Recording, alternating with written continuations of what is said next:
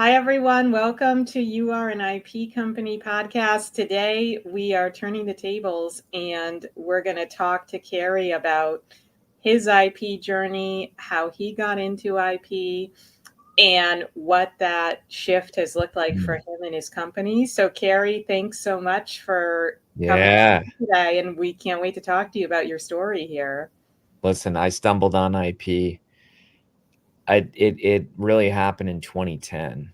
I had written my scariest book ever, which was talking about my own journey of overcoming depression and self-injury. And so it was a pretty tough book to write, because I thought, I actually resisted it for the first three books. I tell people I wrote the safe books first, which were just about spiritual topics. And then I felt like, well, now's this time to share my story. And so with a lot of apprehension, I put that out there. And then I had this thing years ago called Google Alerts. I still use it. And I just typed in your secret name because I thought, what, if anyone's talking about the book or, whatever, I'd like to know.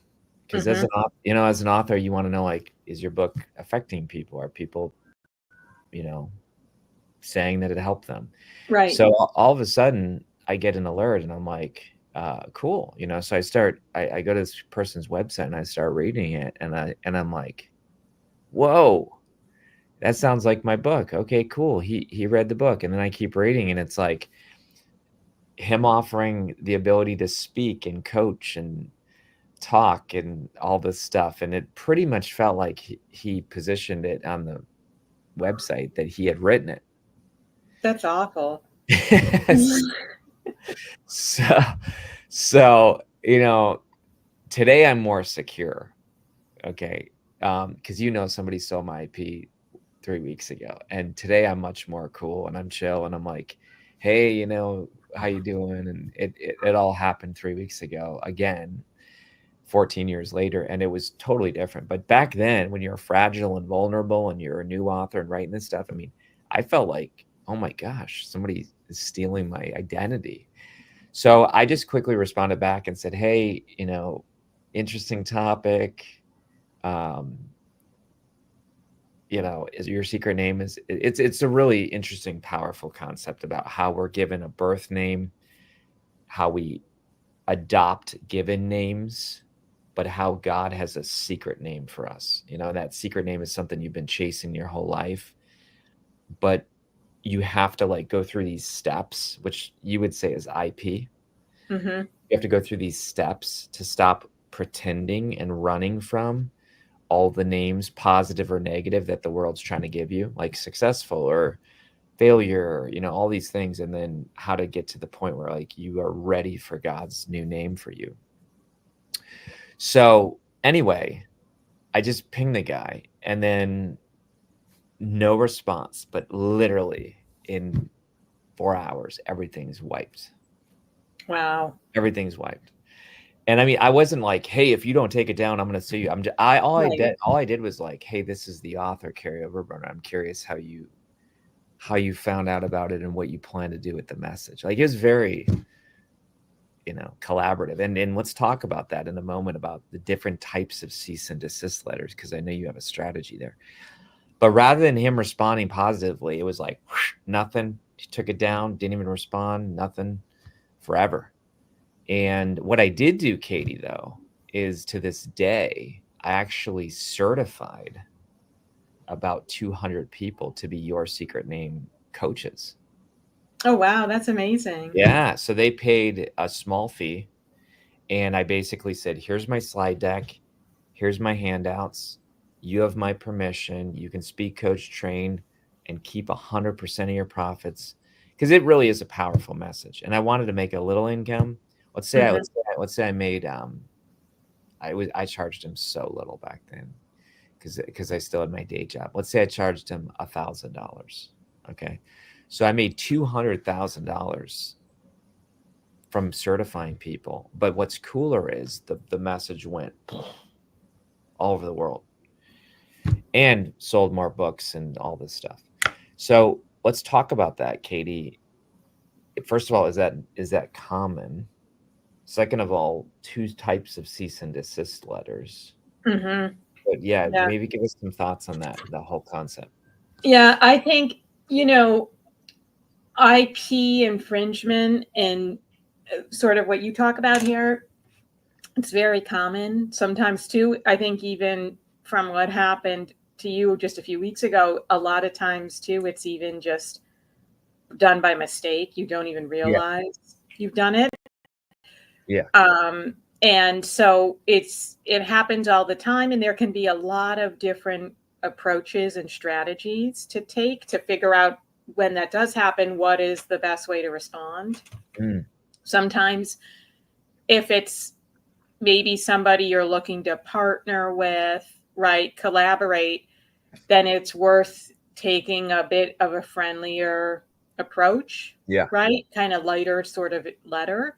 But if it's somebody that really has maliciously infringed the IP, then maybe it's more appropriate to be a little bit more heavy hitting in the letter. But With a deadline, right? Like that's right. some of those things would be by X date, or you even send it from the letterhead of your lawyer. Right. Right. Yes. A lot of times cease and desist letters are sent from attorneys on their letterhead, and there's usually some time period of when they have to respond by. And if they don't respond, you don't have to take action immediately. You can wait, or you can, proceed to filing a lawsuit. Um, and so there's a lot of different strategies at play, kind of Yeah. depending on Yeah. each particular set of circumstances there. And let's get to this point because I think it's so powerful. Because I know some people are listening right now and they're authors or they're small business owners, entrepreneurs. And some people are like, oh, come on, Kary and Katie. Like, fine, somebody takes your idea. Who cares? It's a big world. But in the book, we tell this very powerful story about a guy like that who was like kind of bragging in a way. Look, guys, I know my company has created this fireplace technology that's amazing, but there's a lot of people who use it in the industry. They don't give us credit, and we're not going to really push any charges. So I'm sitting here. This is a true story. I'm sitting here at a workshop, and I hear this guy's tone, and I'm so glad that our mutual friend, I won't say who, but it's a female, and she turned to him and she said, I get it. But let me ask you a question. If that same competitor takes your technology, and it's actually named, I mean, it's a slick technology that basically prevents kids from getting burned with a fireplace. So it's like very, very cool. And she says to him, if your competitor takes your technology and they go protect it because you didn't protect it, and they lock you out of that technology that you created, how soon would you go under? Mm-hmm. And the guy like turned white as a ghost because he got it for the first time. And he's like, I think we'd be gone in 1 to 6 months. And he's got like a ton of employees, and this is his business, and he's carrying the legacy. But let's talk about that, Katie, because the generous, abundant person who's all like, oh, I don't care. All of a sudden you flip the tables and you're like, fine. It's almost like a squatter house thing, Mm-hmm. right? These days It is. where they go into your house and they kick you out. What do you think about that? Does that ever Yeah. happen? Happens all the time. Happens a lot more frequently than you'd think. And that's one of the reasons why protecting your IP is so important, because by virtue of you protecting it, you can then control how it's used. And you don't want to end up in a situation where, just like that example, your competitor has taken it and is now boxing you out and basically running your business into the ground because there's no way around it. And it's, we talk about this a lot in the book too. There's ways you can protect your IP and still use it in very collaborative manners. You can give licenses at very nominal sums, but still use it to create new technology, to partner with others, and just ensure that you still have your own kind of freedom to operate there, because you wouldn't want somebody else to come in and really box you out.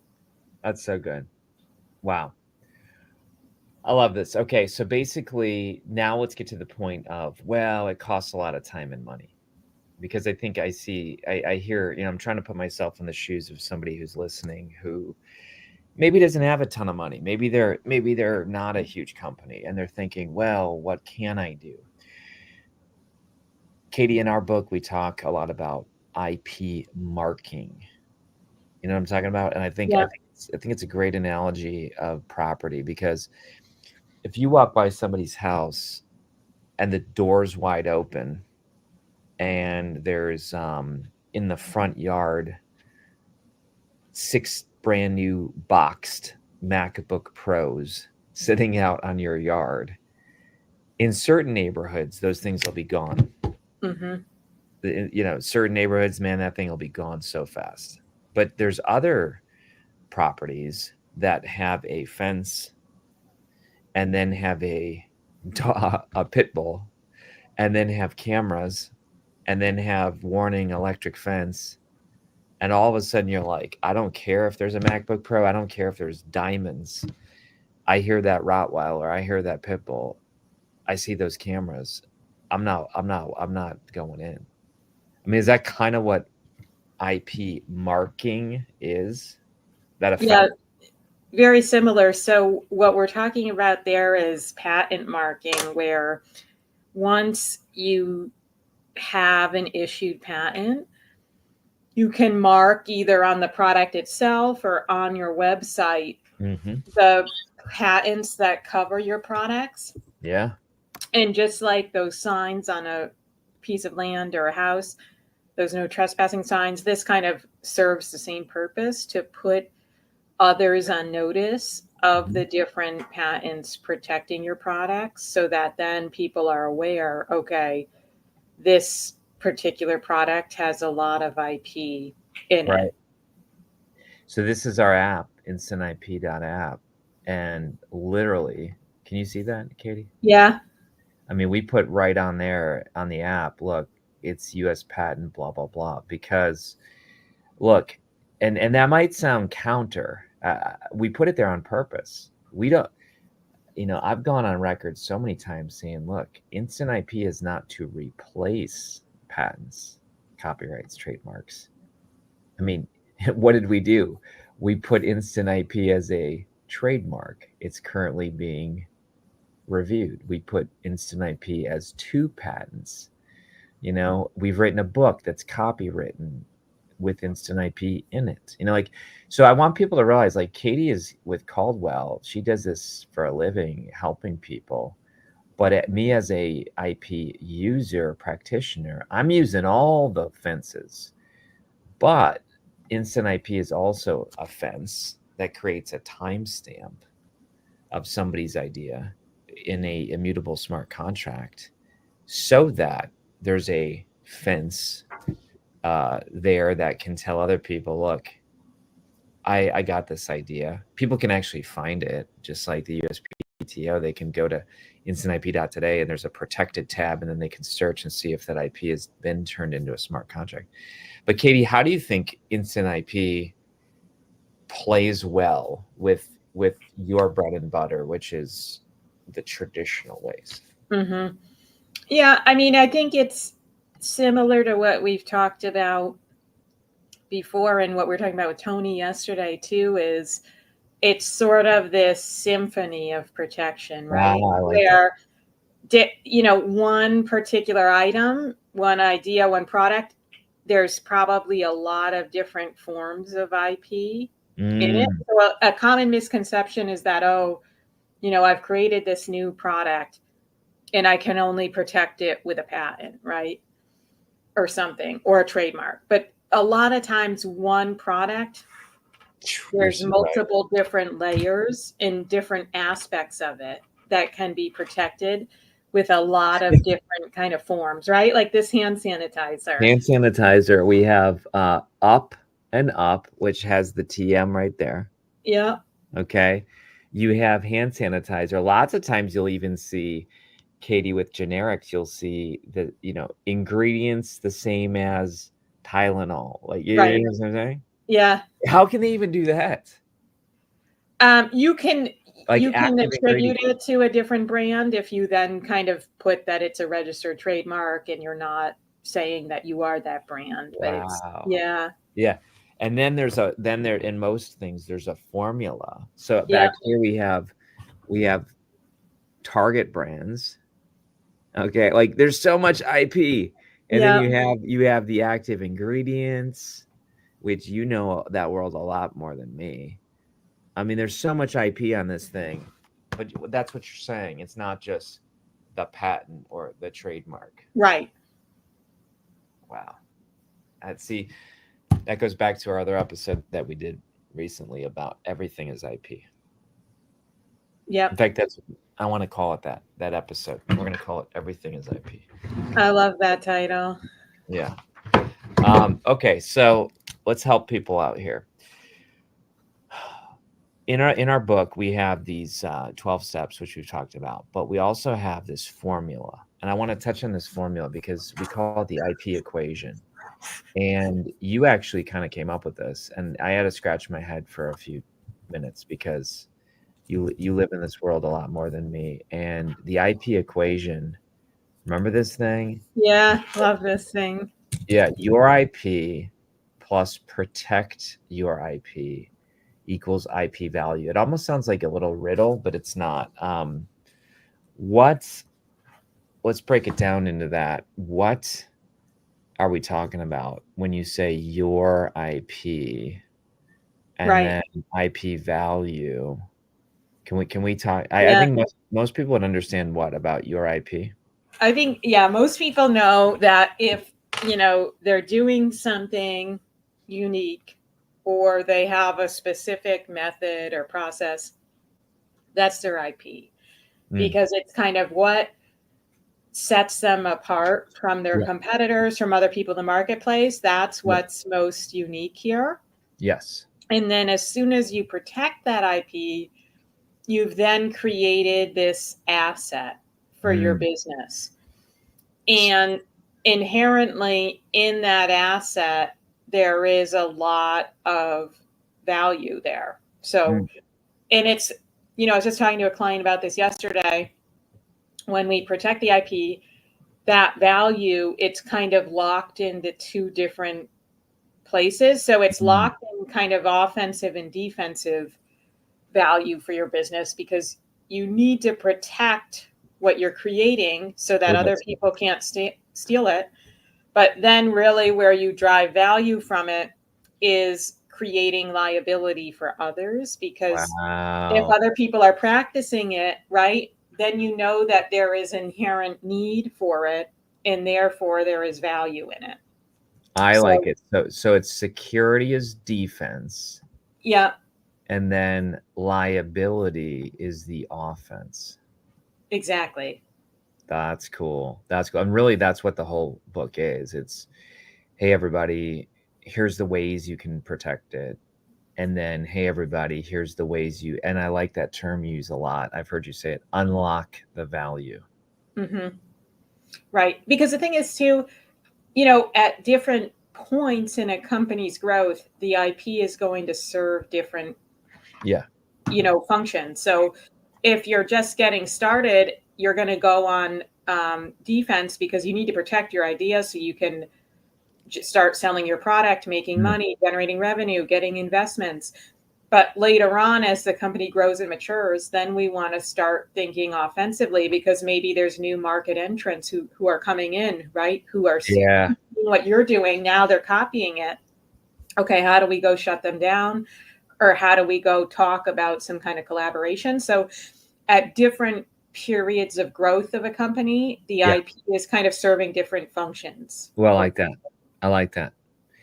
And in the book, I want people to see, Katie, I know we're going to land the plane here soon, but there's these little phrases that are really important that kind of like are extra important. And I think that you have, just like you are wearing glasses and just like I have glasses around here somewhere. Once you see IP, you see it everywhere. But when in our book, when we come up with a quote, like, you'll never optimize your IP until you first organize your IP. Like, I'm a writer. I've been in this 20 years. I know that that's hot.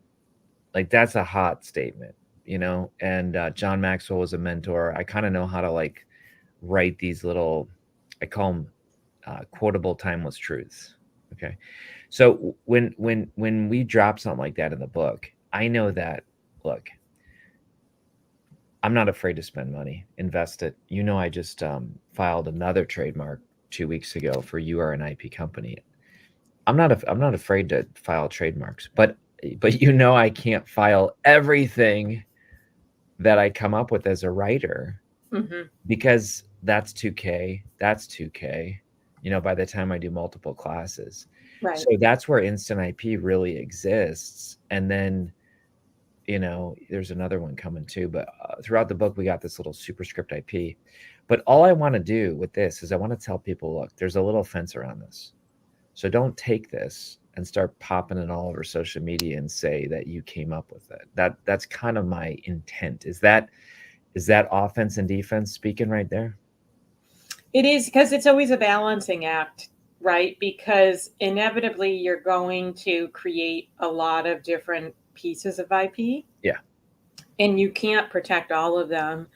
So it's always kind of prioritizing and attributing, value and recognition to, okay, what's kind of the most important thing to get protected right now, and what's things we can come back to later on. Maybe we're doing R&D on it. We don't know how important it's going to play. We have this idea, but we're not sure.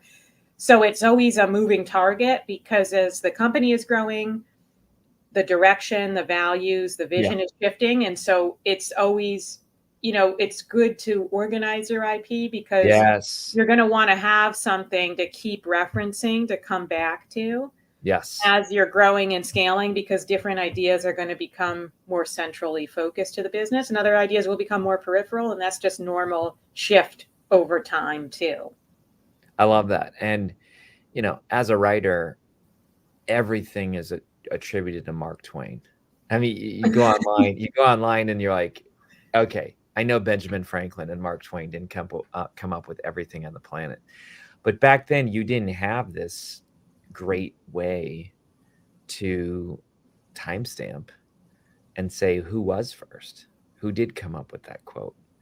And so what I did, Katie, before we launched the app, is I literally took my 20 years of work, my 13 previous books, and I went through them all and said, look, and this took time, but I said, what is really a legacy piece here? Like, clarity attracts, confusion repels. When you prepare for the moment is prepared for you. The area of your deepest wound is often the area of your greatest contribution. I mean, these are the things that I've said for years, and I know they're my own. But if I don't ever put them in instant IP, I've seen people just take stuff and be like, oh, I came up with that. And my goal isn't to be like, oh, I came up with it. But think about how they can misuse things if they claim it as their own. Right. Well, and then too, I think, things can get distorted too. Yes, they can change words and be like, oh, I came up with this. And you're like, actually, that's against my values. Right. The meaning can shift. It can get very kind of complicated very fast.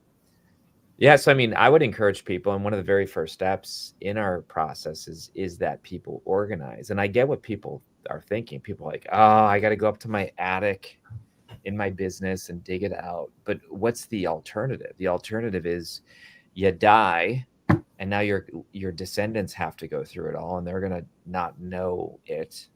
Or B, you sell your company and you have all these Rembrandts in there. Yeah. No, that's a great point too, because a lot of people don't realize too, if you have that IP and you have it protected and you're going to go sell your company, it's going to really help drive up your valuation. Oh, that's good. That's good. Well, Katie, this is so fun every, week to jump in and help these clients. I think it's just going to grow. I think once people realize in this new world of AI and internet and digital assets that IP is so valuable, I think it's almost like a consciousness globally that needs to happen. And I think entrepreneur and business will be better because of it. That's right. Yeah. I think too, once people really tap into it and they see what value it can add, it's just going to really kind of spread the word about IP too. I love it. Well, folks, keep listening. Every time you listen, we know you're growing, you're becoming smarter. I certainly am. I'm learning things every week from Katie, and it's just a blast. So thanks for joining us on this journey. Get the book, get the free course. I'll drop that link today. It's instantip.today/bonuses. As you're thinking about patents, copyrights, trademarks, go to Caldwell. Folks, I'm telling you, Caldwell is the place. I think you have to have a law firm that gets your vision and your pace. And Katie, we've worked really good together. I've now chatted with a lot of your team members, and recently, I'll just share this here as we end today. Recently, you all came to me and you said, "Look, in your special thing that you're creating, we advise you to be this type of, liability." And I was like, "But I still need to be entrepreneurial." And so, like, it's collaborative. That's what I'm trying to say. Like, Caldwell's very collaborative, where they want to achieve your vision and not slow you down, but they also want to protect your liability. Is that a good? Yeah. We like to say around here, we like to be high speed and low drag, right? Because Oh, a that's lot of good. clients like you are growing fast, and Yeah, you need to kind of get answers and solutions quickly that are tailored to what you're looking to go do. So that's that's so good. really what we achieve to do together. All right, folks, go make your IP first identified and secondly protected. We'll see you on the next show.